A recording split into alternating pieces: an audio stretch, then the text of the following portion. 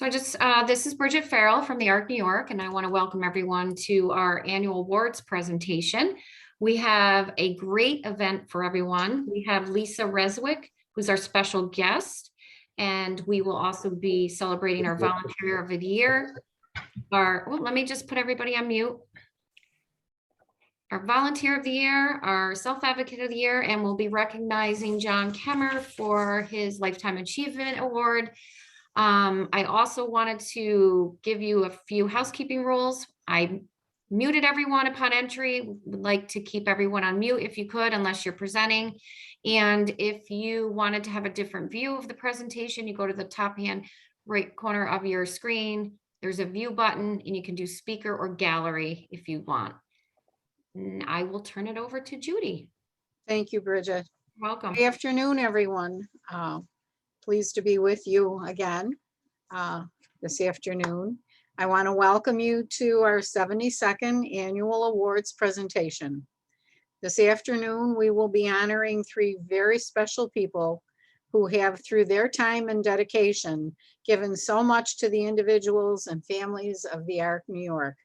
To begin our celebration, we have a special guest with us, Lisa Reswick.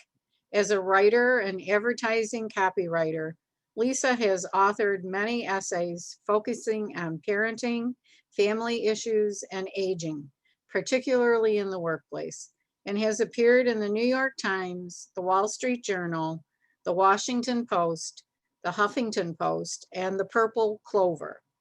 Lisa's only brother, Jimmy, was born with Down syndrome in 1953 and was placed in an institution as an infant. But the story didn't end there.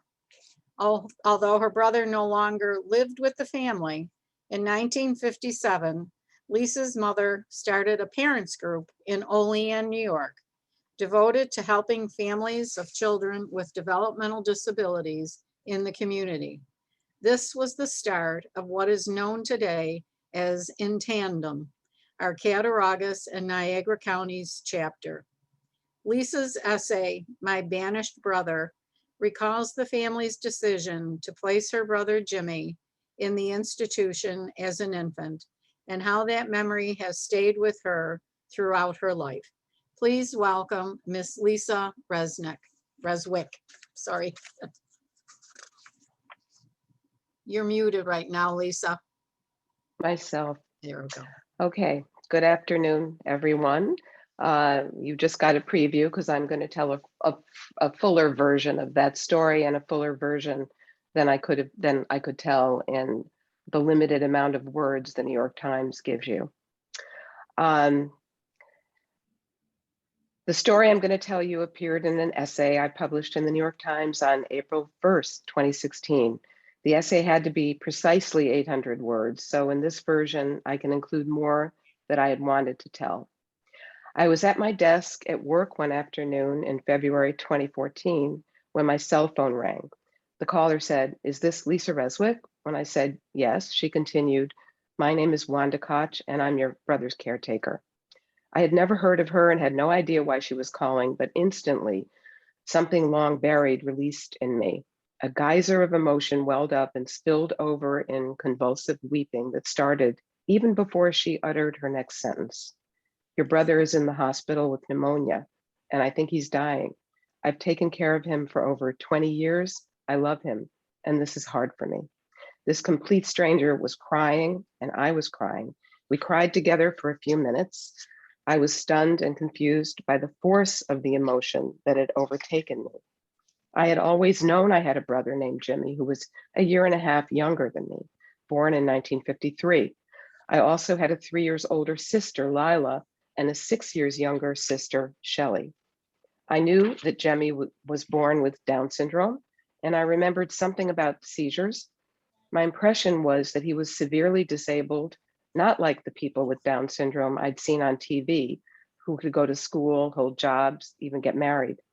But over the years, and I was 62 when I received this phone call, just as soon as the fact of Jimmy's existence entered my consciousness because of a TV show, a news report, or a friend mentioning a disabled relative, I quickly repressed the thought. I carefully avoided any thought or talk regarding my brother Jimmy because I was trained to do so.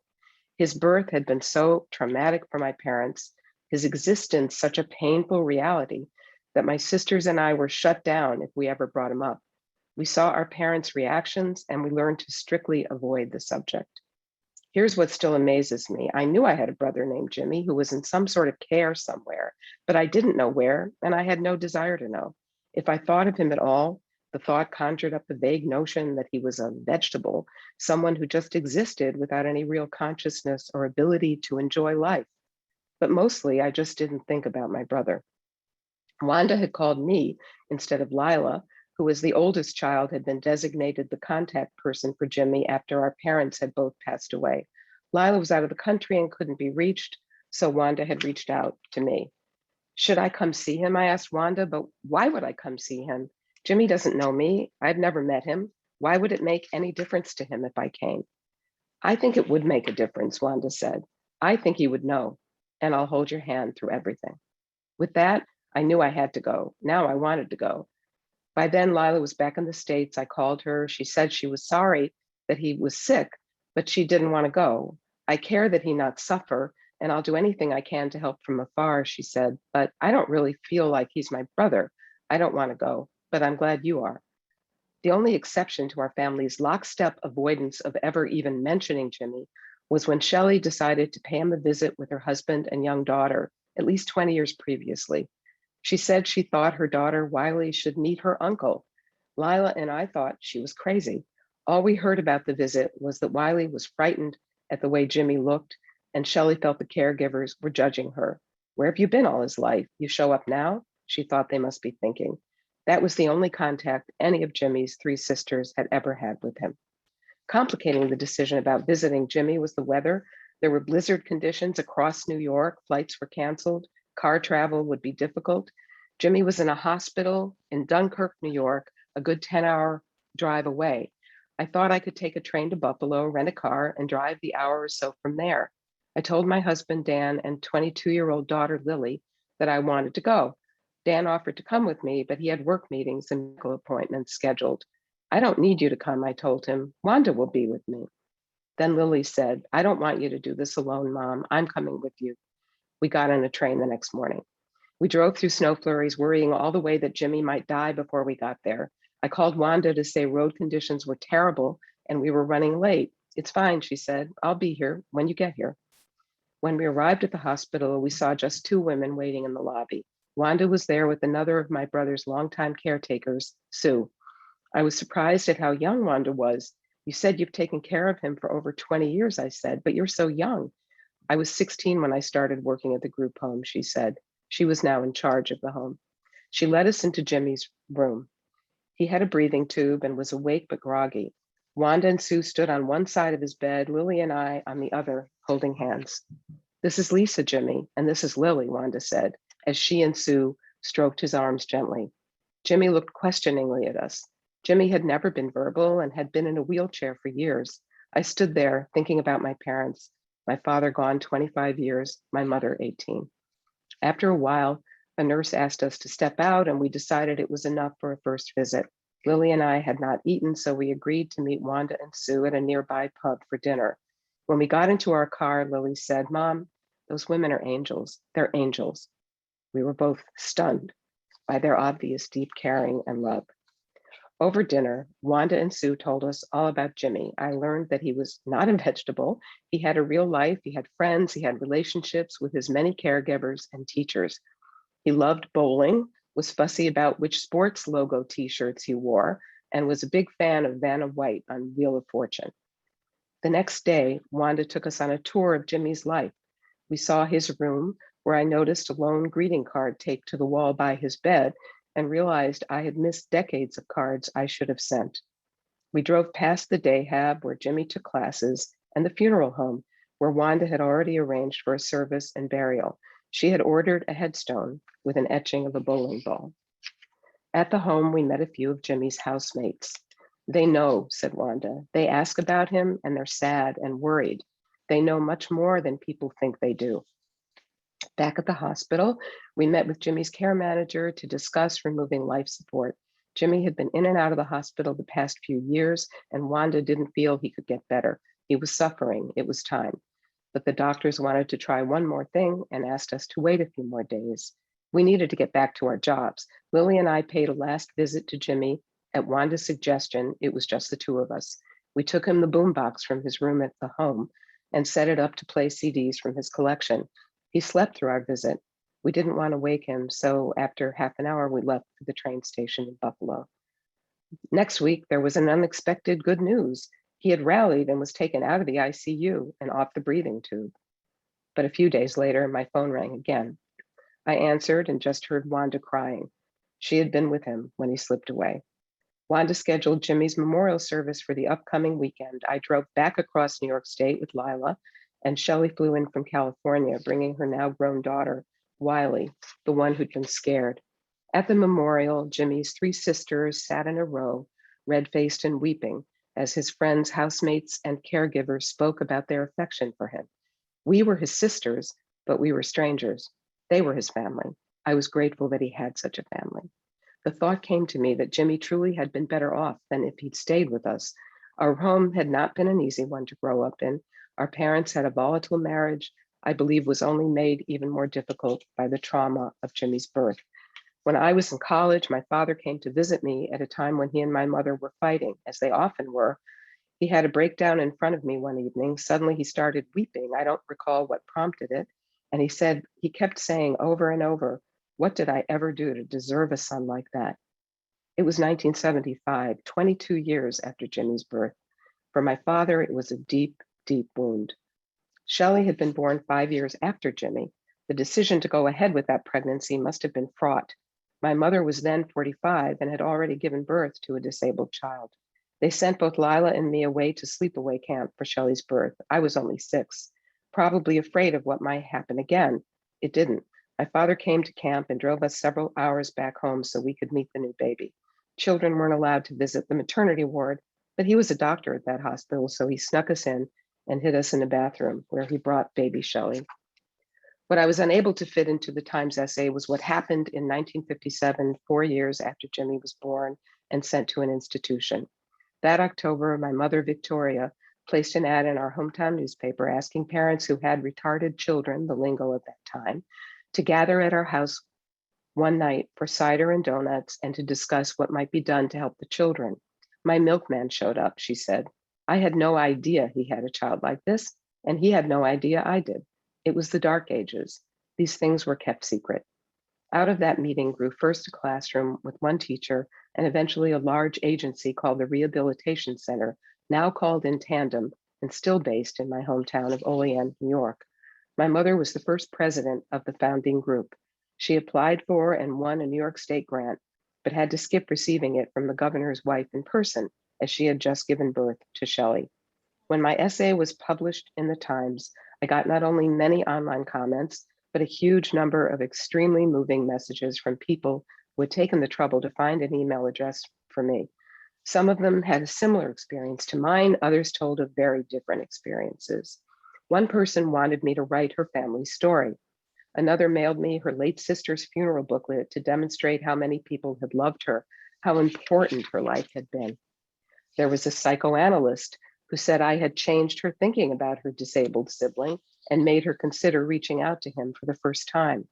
Another psychologist told me about her large family's happy experience raising her brother who had Down syndrome, but also mentioned that she'd trained under the famous psychologist Erik Erikson, who had sent his own intellectually disabled son to institutional care and kept his existence secret. She said she had argued with him about that. Another writer told me about the difficulty of being the other sibling when the child with special needs dominates the family's life in a way that can make the other children miss out on a more normal childhood. People often sugarcoat this, another correspondent said, and they shouldn't. It's really hard. I heard from an immigrant from India who told a harrowing story of the physical abuse his disabled brother suffered back home from their father until the letter writer brought him to America. And I heard from a pediatric cardiologist who said his Orthodox Jewish patients still often want to hide the birth of such a child and abandon the child because they still believe A child like this casts a shadow on their family, such that nobody will want to marry their other children. The myths and ancient prejudices are still with us. 3 years after the essay appeared, I got yet another email from a man who said he'd been thinking about contacting me ever since he read the essay. He wanted my advice about visiting his brother. So while I feel sadness and regret that I missed my brother's whole life, I am grateful that my telling the story seems to have reached, touched, and most importantly, helped so many people, and maybe changed or opened up their thinking about people with intellectual disabilities a little bit, maybe made them feel less alone. I'd like to close by reading one of the most moving messages I received. My name is Ben Cohen, and I'm a 22-year-old college student finishing up my BA in California. I grew up in New Jersey, and my mother is from New York City. Like you, her brother was sent away when she was very young. My uncle Robert, who I never met, was born in 1952 with a mental disability that to this day no one has been able to identify concretely. My mother, who is a pediatrician, thinks he may have been severely autistic, but we're not sure. We know that he had pretty advanced motor skills, but was totally nonverbal among a host of other behavioral issues. In 1958, 2 years after my mother was born, my grandparents sent Robert to live at the now infamous Willowbrook Institution on Staten Island. My grandmother never visited, my mom only went once or twice, and my grandfather went every now and again. For the most part, however, my mother was raised as an only child, trained not to discuss her brother with anyone, and learned to exist in a world without siblings. On July 4th, 1968, Robert died at age 15. His official cause of death was a ruptured stomach, perhaps caused by blunt force trauma. My grandparents did not bring my mother to the funeral, and Robert was buried with little mention to follow in the decades to come. My mom visited his grave in Queens once when she was a young adult and did not return again until my grandparents moved away from Long Island in 2007. My mom always told us about Robert. We always knew he existed. She wanted to name my older brother after him, but my grandmother resisted vehemently. And now my brother's middle name bears an R for Robert, but not his first name as my parents had wanted. We were never allowed to talk about him with my grandparents. My mom shared her pain in small doses with us and began to explore her brother's story more as we got older, especially as my grandfather fell ill with Alzheimer's, and the only person who had consistent contact with Robert slipped farther away from us. She visited the Willowbrook School's archives, collected articles and documentaries, and has pieced together what little evidence she can that gives her and us a glimpse into Robert's lonely and all too short existence. I am writing because the pain you feel and beautifully transmit in your writing struck me so very deeply. I have witnessed the struggle to emotionally reconcile the shrouded existence of a sibling. I have not felt that pain to the degree that you or my mother have felt it, but I have certainly sensed it. Visiting Robert's grave with my mother on that cold February day in 2007 was one of the most gut-wrenching and emotionally intense moments I have ever experienced. I'm not sure what else I have to say or what I can say, but the moment I read your piece, my feelings got the best of me and I had to reach out to you. This is not an experience or narrative that can be shared so deeply with very many people. My mom is away on a trip right now, but I know her column is going to touch you immensely. Thank you for your writing, your bravery, and sharing your brother's story, and most of all, your love.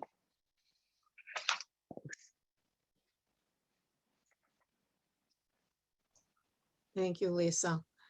We're going to see a slideshow now.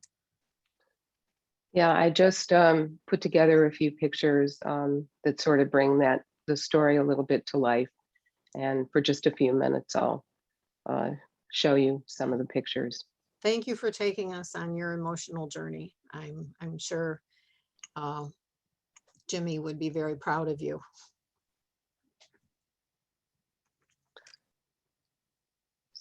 So someone's gonna.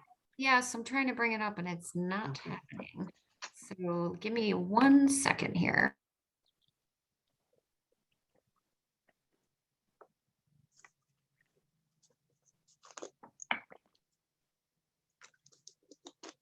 Brian, would you be able to bring it up? For some reason, my PowerPoint's not working.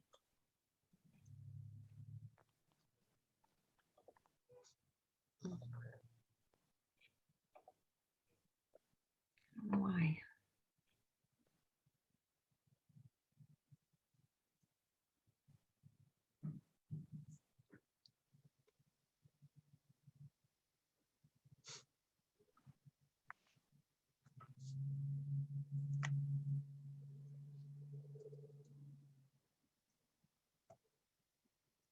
There we go.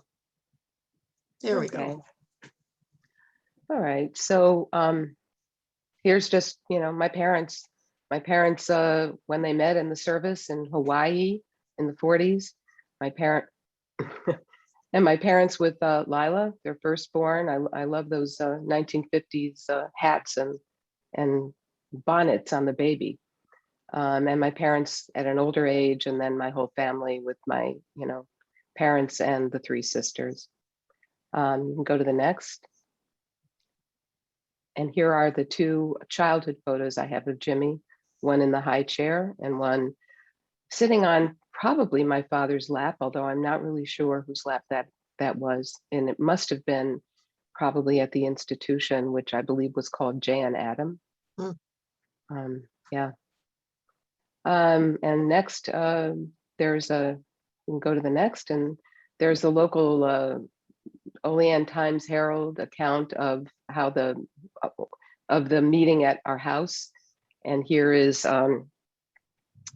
this is an anniversary booklet that recounted how the group started, and you can see my mother was honored there. And on the cover is a vintage photo of her with the child. I think that was from the 45th, maybe, anniversary of the organization. You can go to the next, where this is a quote from, as my mother was quoted in that anniversary booklet, "The whole concept of group homes is a healing one. You are in the world, you are not secluded or isolated." And she ended that by saying, "He is happy." I know my parents, followed what was going on with him and were involved, but they never really talked to us about it ever. And then you can go to the next.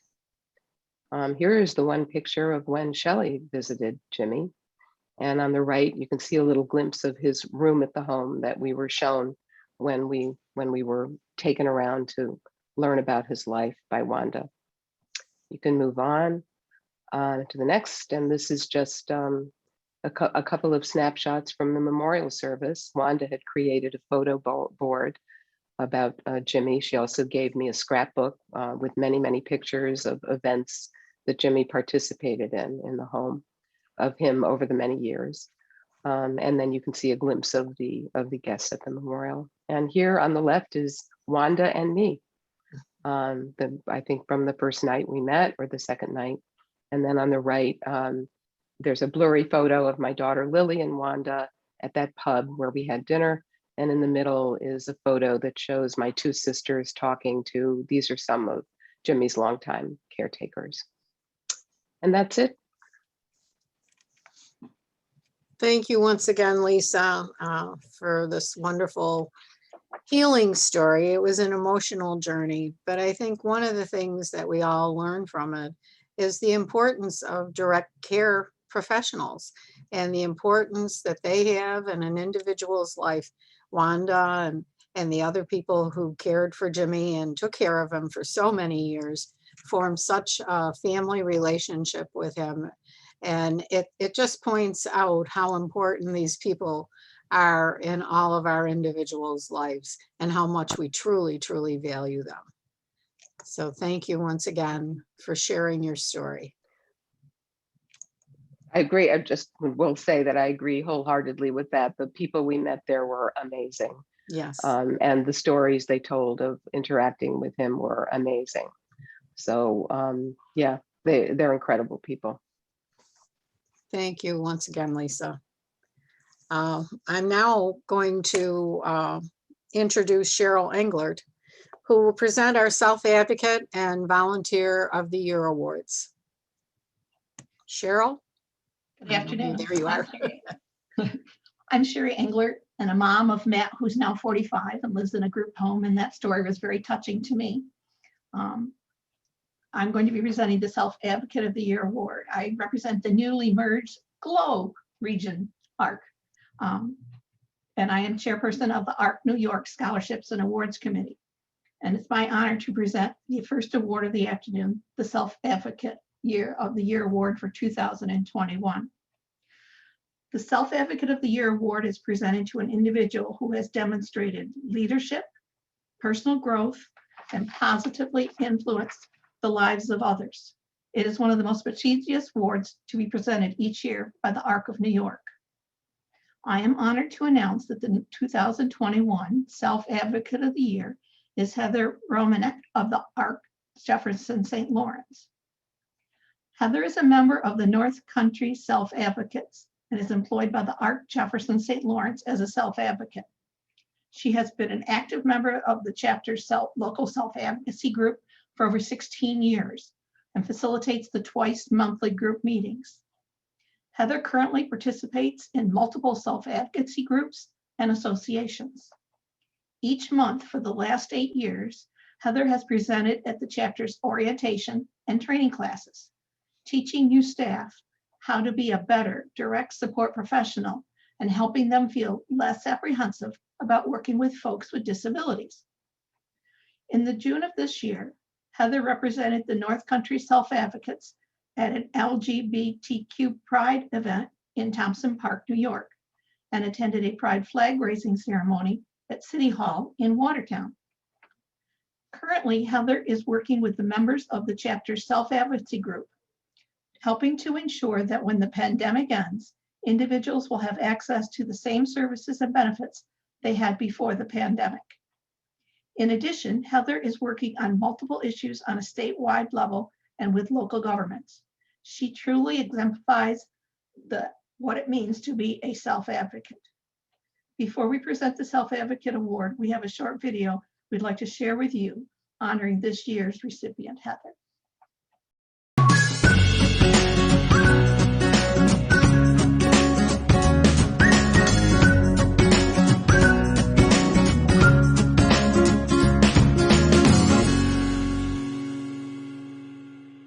For me to be a self-advocate, it means that I'm sticking up for the rights of people with all types of disabilities.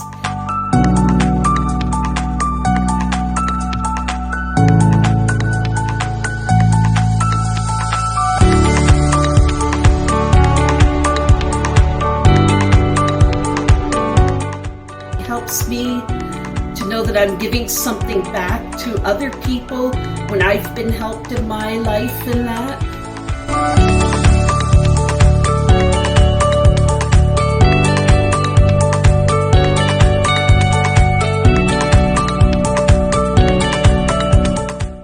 I have traveled to many different conferences all over the state, and especially some statewide self-advocacy conferences. I've been to 7 of those. Last year's was held on Zoom due to the COVID-19. I will keep on doing self-advocacy work, and I will keep on advocating for the rights of all people with disabilities, and also I will keep on. I also am an LGBTQ ally, and I'm a firm believer in equal rights for men and women, and I will fight for all of those rights too.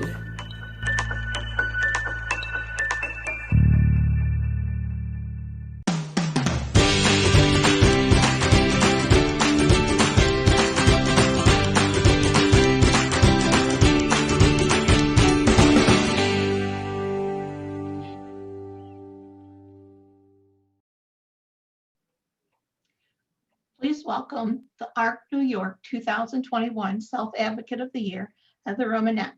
Joining Heather is Mr. Howard Ganter, Executive Director, the ARC of Jefferson St. Lawrence. Mr. Ganter, would you present the award to Heather and say a few words, please?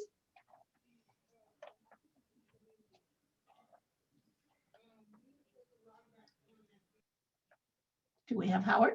Yep, I was on mute. Oh, okay. First of all, I'd like to thank the ARC of New York and Cheryl and the awards committee for recognizing Heather as a Self-Advocate of the Year. We have a long history of strong advocacy at the ARC of Jefferson St. Lawrence, and I've had a self-advocate consultant to assist with training of staff, advocacy with our legislators, and addressing the needs and concerns of people we support for many years. David Liscombe, who was quoted, was our first self-advocate consultant and joined our board a number of years ago. Andrew Nicholson followed him after David retired and then was hired for a position in OPWDD. Heather Romanek was recently hired to fill this position and has proven to be a great advocate, not only for people with disabilities, but for a number of causes and concerns in our community.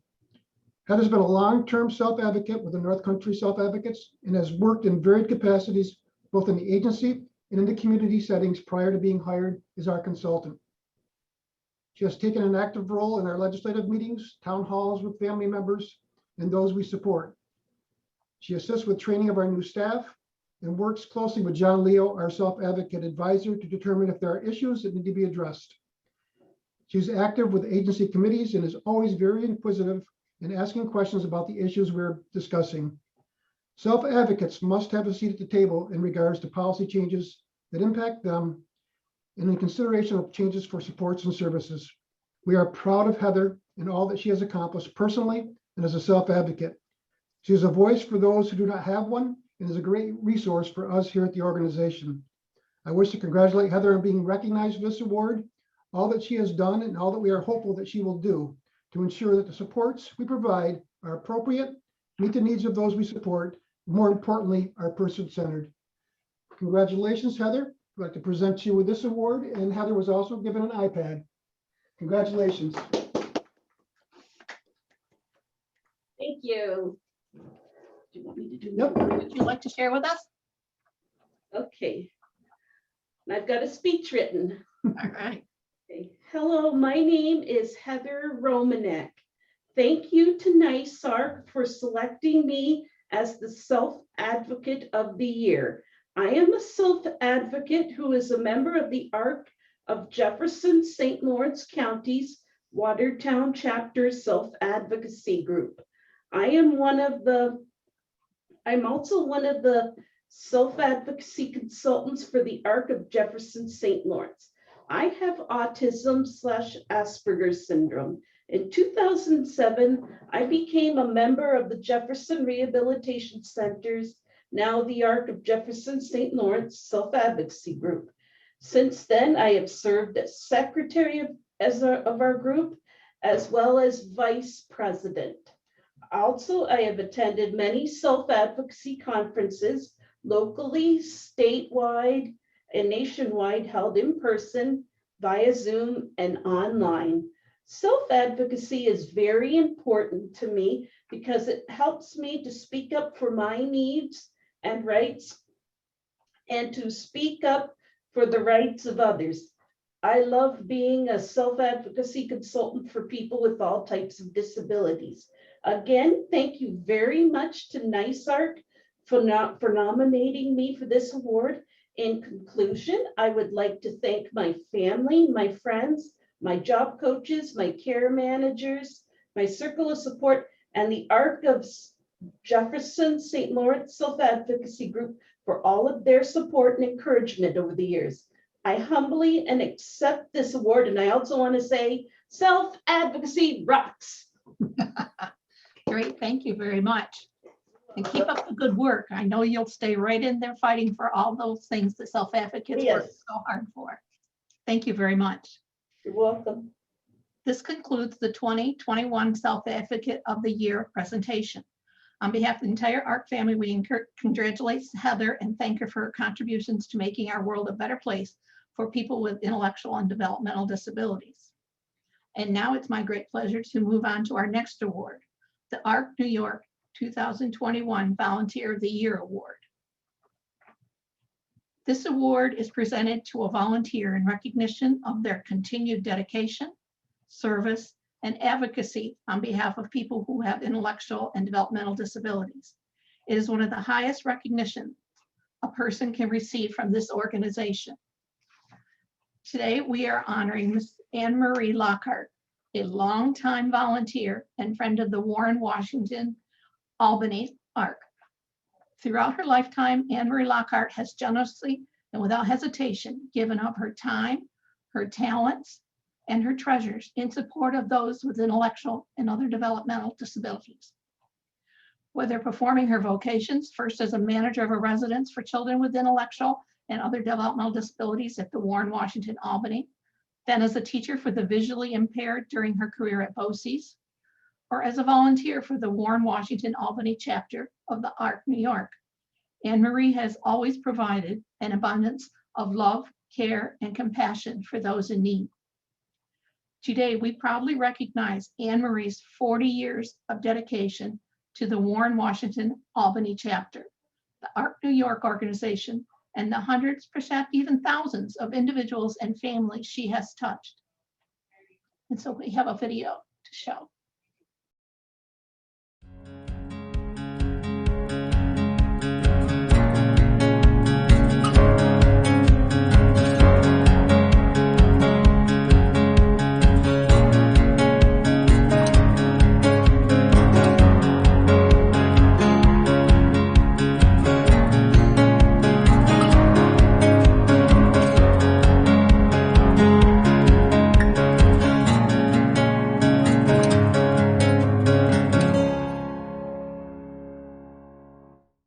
My name is Jackie Stacy, and I still work here at Warren Washington Albany ARC.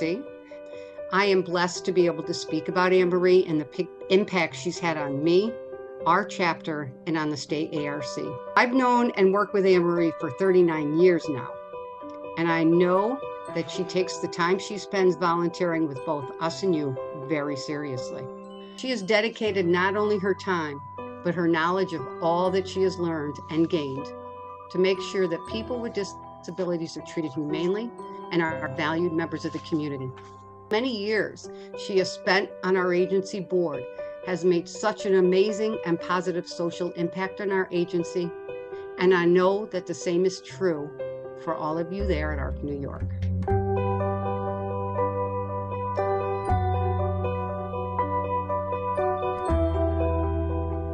My name is Cindy Jordan, and I have been with the Warren Washington and Albany County ARC for 39 years.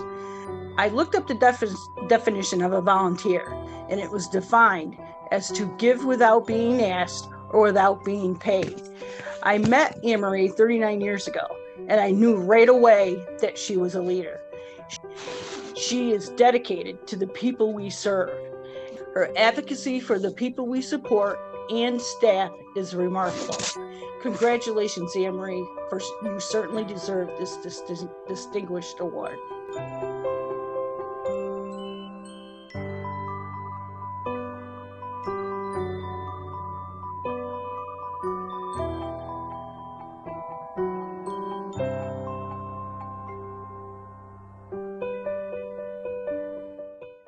It is my pleasure to congratulate Anne Marie Lockhart for receiving the 2021 Volunteer of the Year Award from the ARC New York.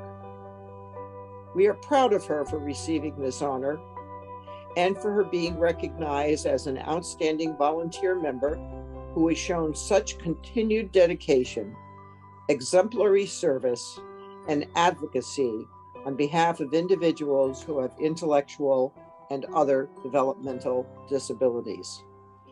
Anne Marie, from everyone on the foundation board of WWAARC, a heartfelt congratulations.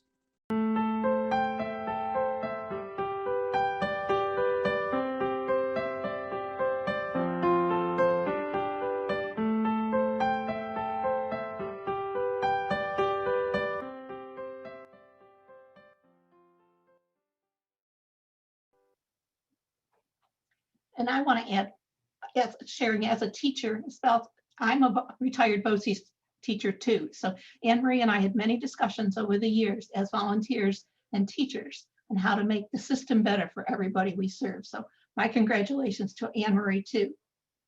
And I'd like to invite Dan Murray, Executive Director at the Warren Washington Albany ARC, to say a few words and present the 2021 Volunteer of the Year Award to Anne Marie Lockhart. Good evening, everyone. Anne Marie, I'm so happy that this evening has finally arrived.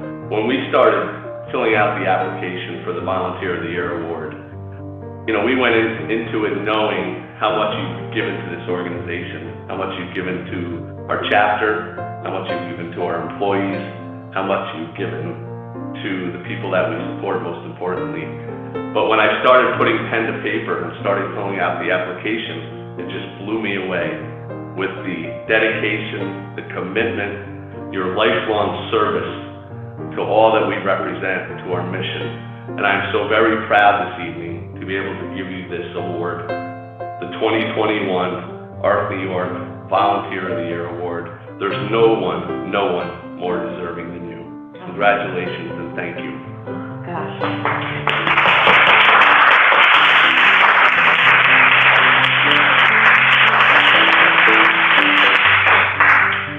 I have to say I am overwhelmed and really honored to be considered for this prestigious award, and to be a recipient of it is just overwhelming.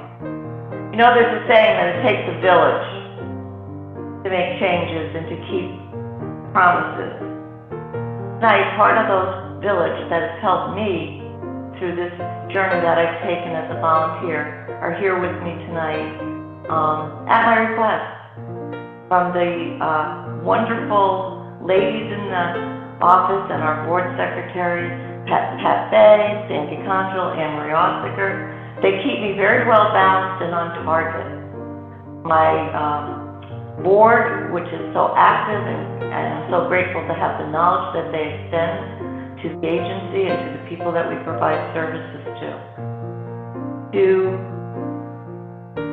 people that have been with me on this journey from the beginning. Jeannie Lockhart, Jackie Stacy, and Cindy Jordan, who couldn't be here tonight, are three people that have been the mainstays, keeping me informed, being dedicated to the organization. And then I have to say thank you to all the members of the ARC New York. They have been a mentor, a guide, an advocate, an educator, all the things that in the very, very beginning, I really looked forward to needing.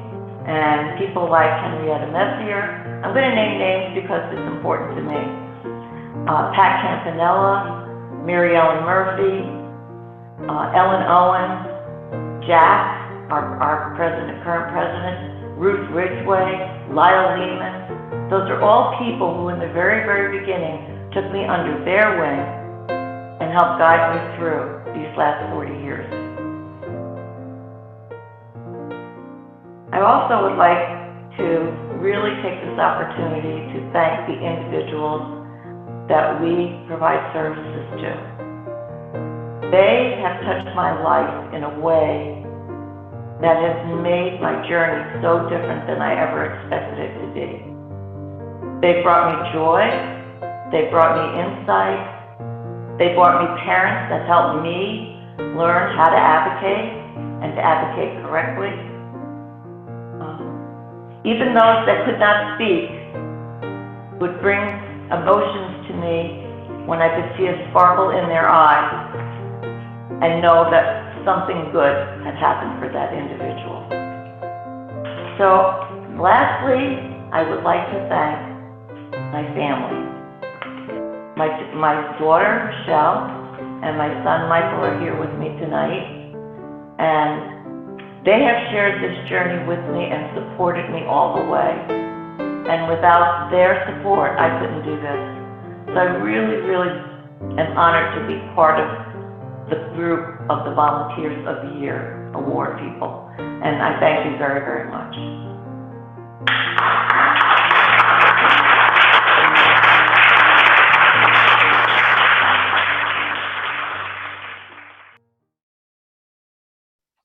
Congratulations, Anne Marie. I can't think of another person who deserves this award more. Through my years of sharing school stories with you, you truly deserve it. Thank you very much. I would like to introduce Eric Geiser to give brief remarks to the Self-Advocate and volunteers. And he has another part of the program. Thank you, Cheryl. I appreciate it. Just a couple of comments. First, I want to thank Lisa Reswick for participating in our program, sharing your emotional story. Many of the family members on the call can truly relate to what you went through. So I appreciate you allowing us to be a part of your life. I also appreciate all you've done to help our organization grow in Western New York. So thank you very much for that. Congratulations to Self-Advocate of the Year, Heather Romanek, and Volunteer of the Year, Anne-Marie Lockhart. Heather, you are an inspiration. You represent all that our organization stands for. Keep up the great work. I am awed by your energy and enthusiasm and your dedication to giving back to other people with unique needs. Anne-Marie, what can I say? We have worked together for 9 years, although I know you've been engaged with the organization for quite a bit longer than that. From my experience, your involvement along with Shelley Winters on our compliance and quality efforts have been significant. And I know you've been engaged for a long time as a Board of Governor member and just a general contributor to the benefit and success of the organization. I also recognize how much you've done for your specific chapter, and I'm so appreciative, as they clearly are as well. A debt of gratitude for all you've done, well deserved and well done to you. So maybe we can just give a quick round of applause, virtual round of applause to our 2 winners tonight.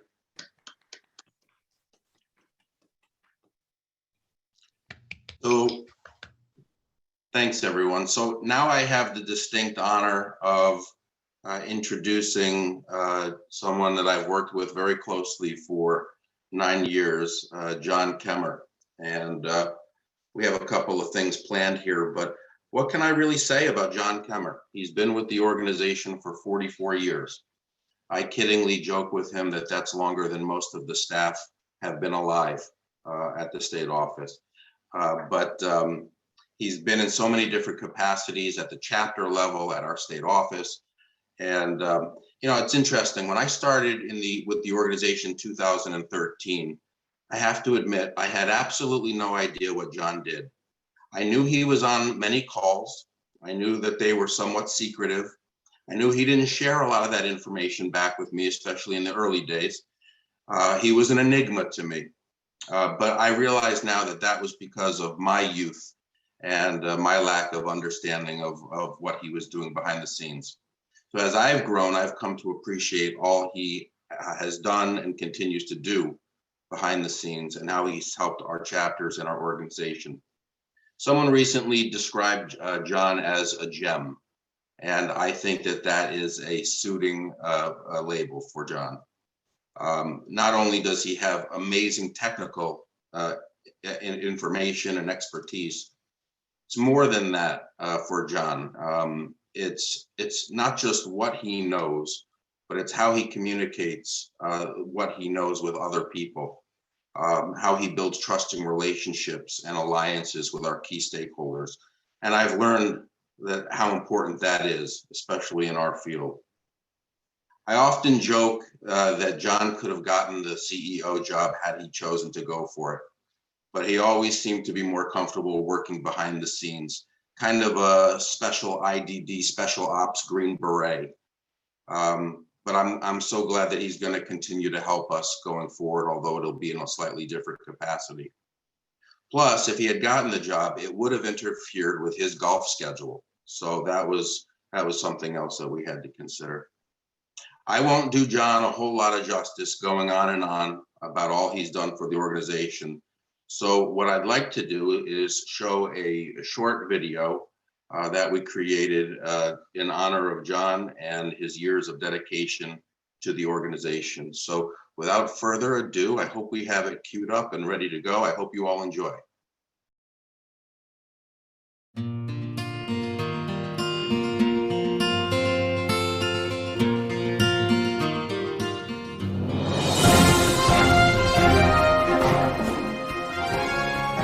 This is Mark Brand reporting from the ARC News radio station. Here's an important flash we just received. The executive director of the ARC of New York, Eric Geisa, has just announced the retirement of John M. Kemmer.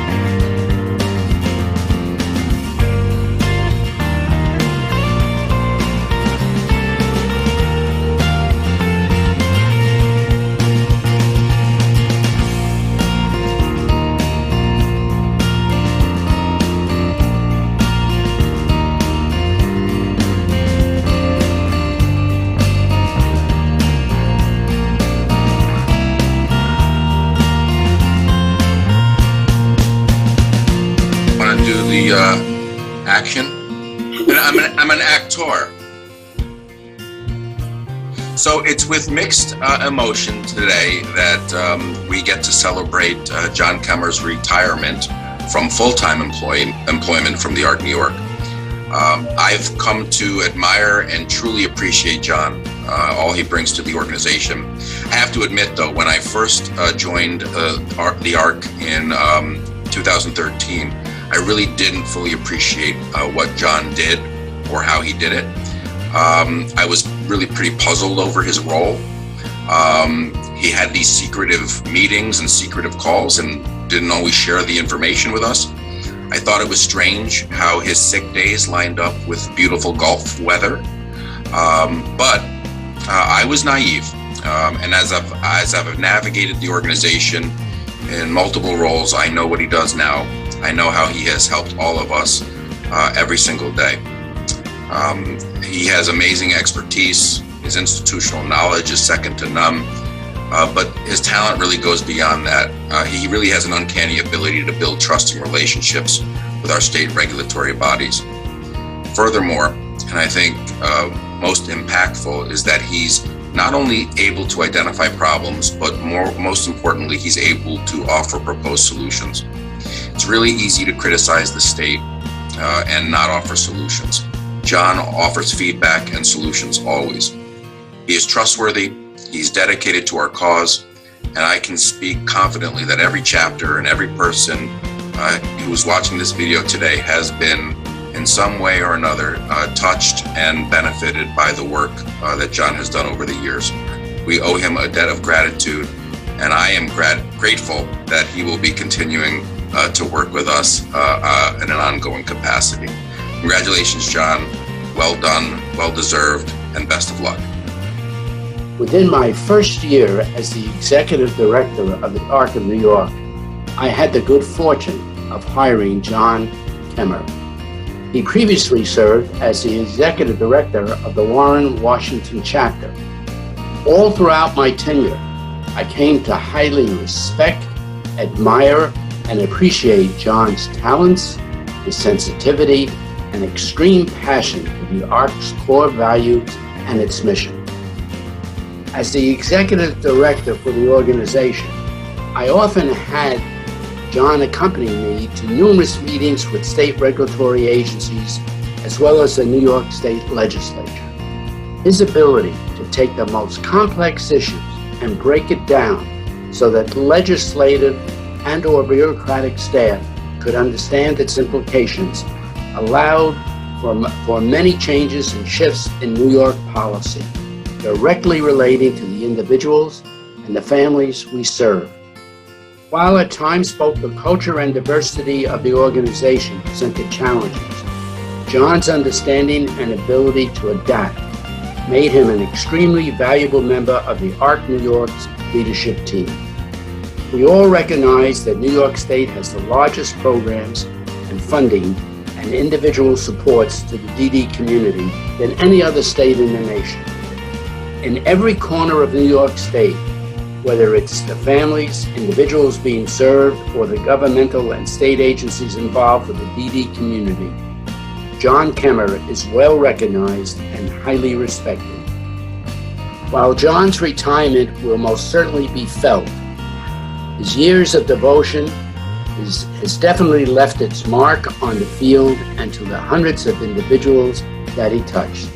John, on behalf of the entire organization, I wish you well and thank you for all you have done. John, congratulations on making the decision to retire. I'm sure you're going to be very busy. I don't have one specific memory, but I have many specific memories about you, and in particular, how you made our lives important enough in your mind so that we could be successful at our work. Your knowledge and ability to read regulations, to give advice, made our jobs even easier along the way. You also understood how each one of our organizations were unique and different. So when we asked you questions, you knew how to answer it based on the organization that you were talking to. So our success was always your success. I felt you were part of our staff every moment of the way. You understood everything we wanted to do, and you understood how we were different and unique from each other. The one area that you did fail at, John, is you never taught me to play golf. The many times that you came down to join us in our events, I have to admit that I'm not a willing student of golf, but you always made sure that our team came out on top because we played best ball and we followed your ball down the fairway. So John, enjoy your retirement and keep hitting them straight. Over my 8+ years with OPWDD, I've had the privilege of working with John Kemmer on a variety of matters impacting the IDD service system in New York State. When I first came to OPWDD, I had very limited interactions with John. However, over the last several years, I have come to appreciate the open and honest working relationship with John that has developed. I've used John many times to have candid conversations about some of the fiscal challenges that we've been confronting and ideas to reform the OPWDD service delivery system. I can say that, my trust in John has developed over time, and that, I have really grown to value his fair and objective position on matters. It's also remarkable for me that, John is a member of the leadership team of the ARC of New York. However, John would always express interests of the field as a whole when we try to talk about and address issues.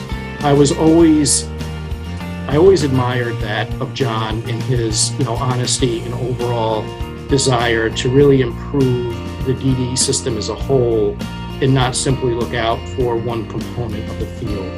His concern has always been truly with the individuals who receive supports, the staff who provide them, and the agencies who support them. And for that, I truly admire John and his work ethic. John has been a valued confidant to me. I know in speaking with others at OPWDD, about John and his legacy, everyone here at the agency has been impacted in a positive manner. I truly appreciate the time that I've had to work with John and can only hope that others have the same legacy as John has made for himself throughout his career supporting people with developmental disabilities. With that, I want to congratulate John on his career and his retirement, and I look forward to having continued, albeit brief, dialogues with John going forward over the next few months. Thank you, John. Congratulations. I'm Nan Cannon, Associate Chief Operating Officer for NYSARC Trust Services. I moved from the Saratoga chapter to NYSARC in 1992. Mark told me John Kemmer would orient me to the state office operations and oversee my work. Well, John made it very clear he did not supervise people. He was more of a coach. He was extremely busy with OPWDD committees and chapter relations. John was on the road to chapters with several programmatic and operational issues, and John was sent to oversee operations of those deemed at risk by either OPWDD or NYSARC. John and I were asked to operate chapters, 14, 15, 16 times. At that time, we both had preschool-age sons, and it was really hard for John to be away from Donna and Matthew.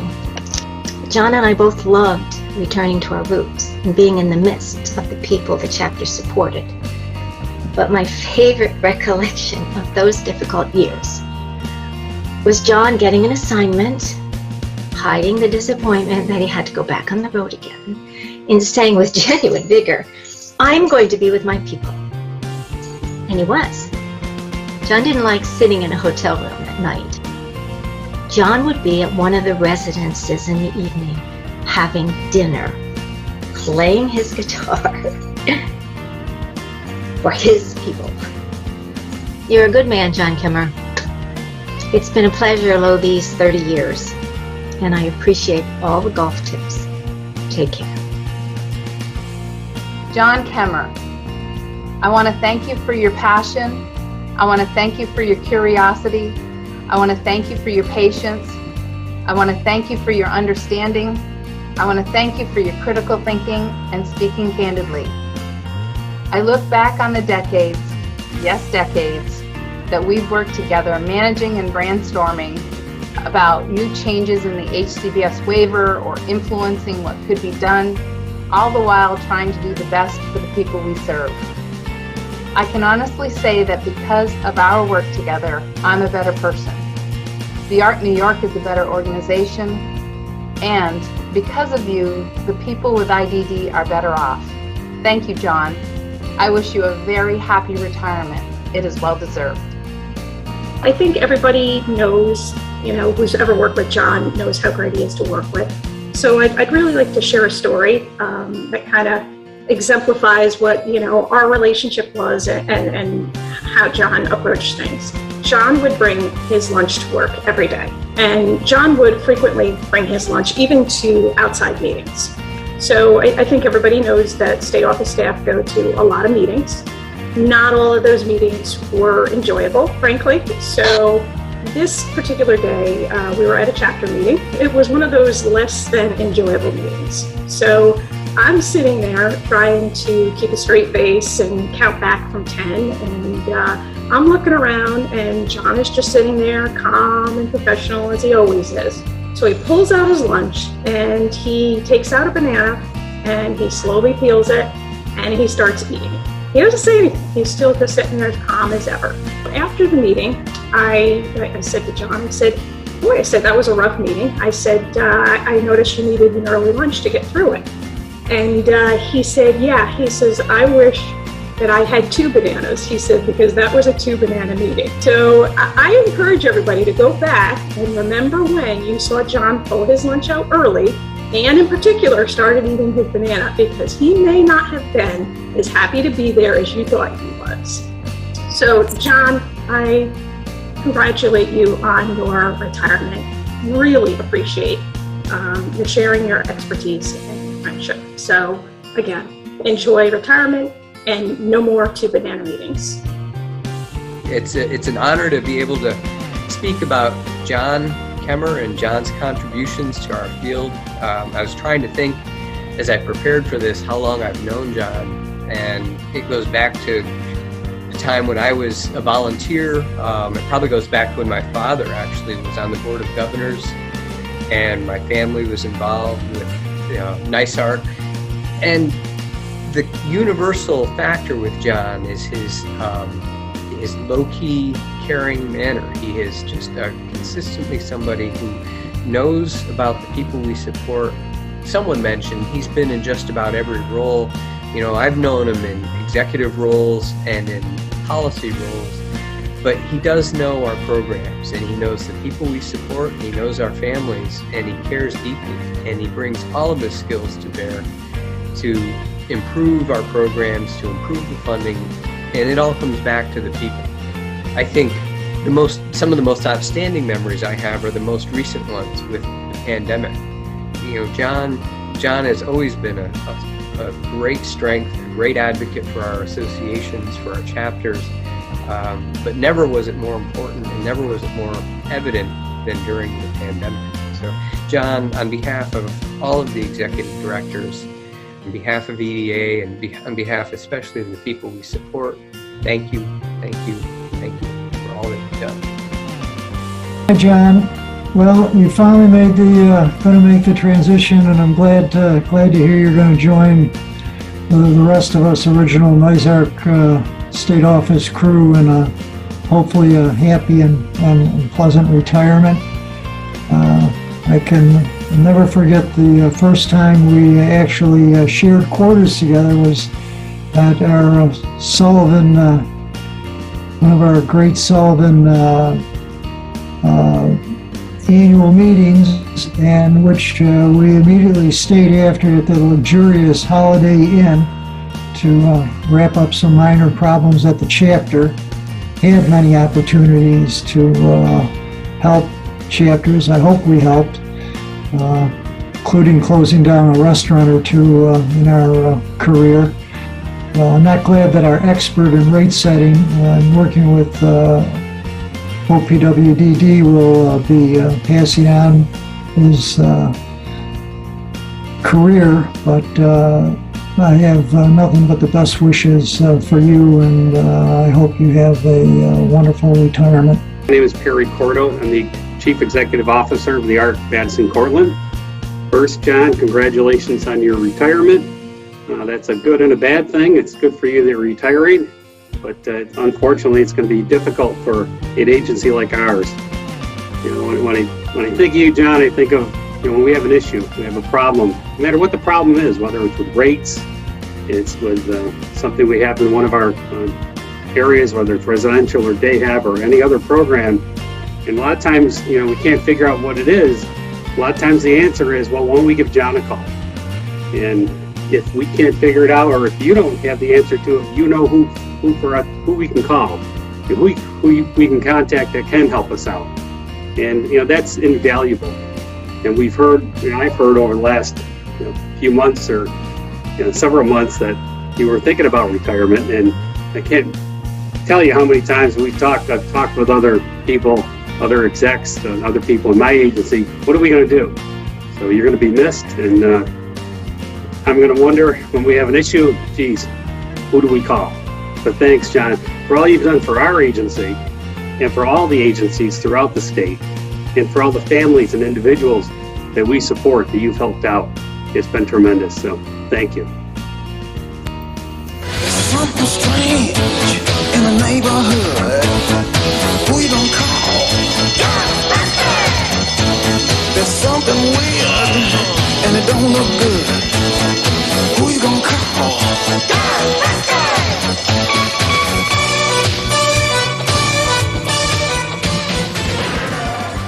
John, how fortunate the ARC New York has been to have you on our team for 44 years. I remember meeting you back in 2004. Your knowledge and insight about programs with OPWDD was so impressive. The tone and calmness of your voice was always reassuring, no matter what the situation was. You began your career just before OPWDD was created. You were there for people with IDD when grassroots efforts were developing housing and programs, and as Willowbrook was closing, and special ed was becoming available. As I was working with the Early Childhood Direction Center all through those years, I truly enjoyed our discussions about early intervention and preschool special education services and the ongoing issues surrounding those important programs.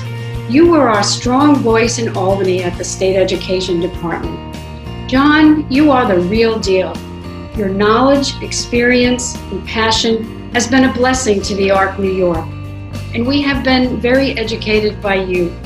We are in a better place because of you, despite the situations in New York. So on behalf of all the wonderful people whose lives you have touched, thank you. God bless you, John Kemmer, and don't be far away. Thank you.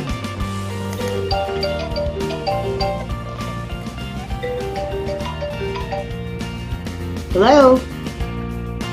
Hi, did you hear the news? What news?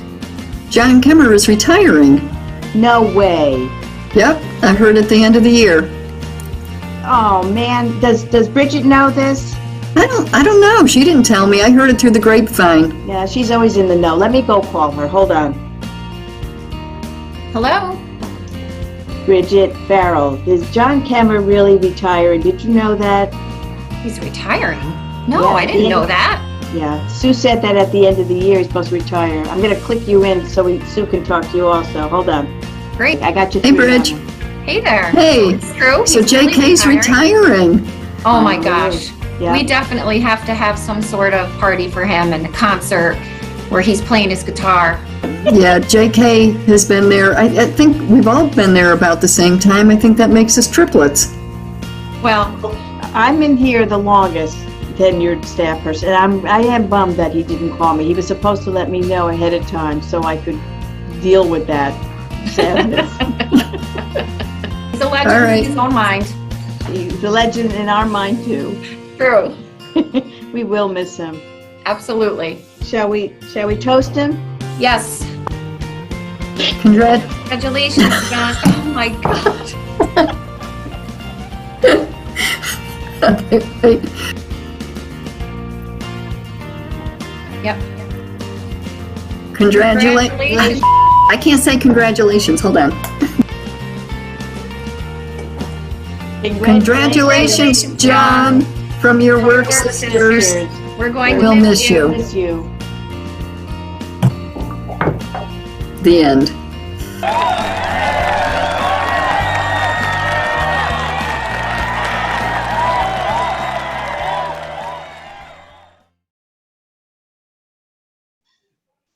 A great video. Thank you guys for putting that together. I'm going to invite John to say a few words, but before we do, I will be giving this award when I see John. It says Lifetime Achievement Recognition presented to John Kemmer for his exemplary commitment and contributions to the IDD field during his career with NYSARC Inc., October 2021. So I'll get to deliver this and then I'll know where John lives as well. So that might be scary for him. So John, would you like to say a few words? And I would ask anyone that wants to put anything into the chat box, feel free to do so at this time. Thank you, Eric. Thank you, all of you. I will try and say a few words. I don't know if I can get through them. Number one, I lost my voice. And number two, I don't know what that message means, but I may be very emotional. I feel a little bit like Cal Ripken in his final year. Productivity down, errors up, and still getting an award. One from an organization that I have loved for 44 years. Truly honored. This is my second career. Some of you don't know that. My first career was after 2 years in college studying soil science and botany and plant pathology and entomology, and I became a tree surgeon, hence my nickname, Doctor. And I did that for 2 months, and something just did not feel right. I remember asking my father, Dad, do you love what you do? He owned and operated a delicatessen. He grew up in the Depression. He was a 5-year veteran of World War II. And he looked at me like I had two heads, and he said, what the hell does that have to do with feeding a family? I wanted more, and I appreciate, where people from the greatest generation came from, but I really thought there had to be more. And so back to school, I went to study psychology, and I was fortunate enough to be placed at the Clinton County chapter's Lakeside School as part of a practicum in behavior analysis. And I worked with, that was 1976. I worked with a couple of individuals who I remember vividly. And I think I was actually helpful to them in their lives. But as it turns out, they were far more helpful to me. And just got me started in the work that I love and the organization that I love. And I'm sure they do not know that, but I'm so thankful to both of them for what has been a 44-year love affair with this organization. The adage goes that if you love your work, you never work a day in your life. So in full disclosure, Eric, my supervisor, I haven't worked a day in 44 years.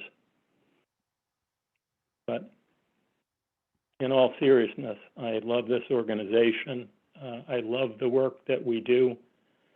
And I just want to share a few highlights that I've been fortunate enough to have over my career. I listened last night to the presentation on the Rome Developmental Center lawsuit. I was in the court that day, along with Mark and others, listening to oral arguments. And while we did not win that case, we definitely won over, I believe, the heart of the judge, who at one point, when the state's attorney general representative was making his arguments, the judge basically said, well, you're already building the fence, the horse is out of the barn. And again, we did not win that suit, but I think we won over the judge. I was also involved in the successful opposition to the state's initiative to try to situate a red bag waste facility on the grounds at Letchworth. While people with IDD were still living there, we enlisted the support of a scientist named Barry Commoner, who actually had run for president. He was working at a science college in the Bronx. He got his PhD team of scientists to review the state's environmental impact statement, and they plugged it full of holes. One of which was that the winds blew towards Stony Point, the village of Stony Point, in a very populated area where non-disabled people lived. And we teamed up with the village. The mayor's name was Phil Rotella, and Governor Cuomo, then Mario Cuomo, ended up pulling that project. But Mark and Ben and I had the pleasure of traveling to Washington, D.C. to meet with Senator John Chafee. And he was very gracious with his time. He came into the room, he looked at Mark, and he said, what are you gentlemen here for? And Mark said, Senator, we'd like to discuss the Chafee bill. And he looked at Mark a little confused, and he said, you have to be more specific. All my bills are called the Chafee bill. And it turns out that the bill that we were there to support and discuss was the one that eventually created the Home and Community-Based Services Waiver, which provided Medicaid funding as an alternative to high-cost and segregated institutional care. I was fortunate enough, along with Ben, to chauffeur Senator Bob Dole, a disability rights champion who had spoken at one of our conventions, back to Albany Airport. Along with us was Frank Sesno from CNN. And on that evening, during the drive back, Senator Dole, who was a member of the Senate Intelligence Committee, learned that there was a near coup in Russia. And for Ben and I to sit in that car and listen to someone such as Bob Dole share his feelings was truly a remarkable experience. But those are, not really the events which are most important.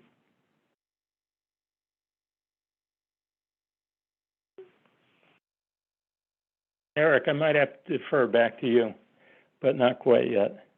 The day-to-day work on behalf of chapters with our wonderful team at the state office, supporting the truly phenomenal work of chapters, particularly executive directors, my heroes, really was something. And that's what I will never forget. I've been blessed to have known people like Mark Brandt, one of my heroes, Evelyn Howe, Tom Mall, Blanche Firestein, Henrietta Messier, a truly wonderful team at the state office of colleagues that I've worked with since October 1st of '84. When I was recruited by Mark from Warren, Washington. And it's true, I did hire Anne Marie Lockhart. That was one of my better decisions. I am so proud of our current team at the state office led by Eric. So proud of our EDA led by Kirk, our Board of Governors led by Jack. We are definitely stronger together. And so I want to thank you all for this recognition and the incredible opportunity to work with all of you for the past 44 years. Thank you. Back to you, Eric. All right, thank you, John. Great stories, great memories. I don't know if you have your chat open, but you're getting a lot of feedback as well in the chat. I don't know that Jack is on the call. Jack, unfortunately, I think had a family conflict. He may not be able to speak, but is that right, Bridget? Do I have that correct? Jack's not, okay. So if anyone wants to say anything, feel free. Otherwise, we'll shut down this session. And I know we have our final Board of Governors meeting in just a little bit here.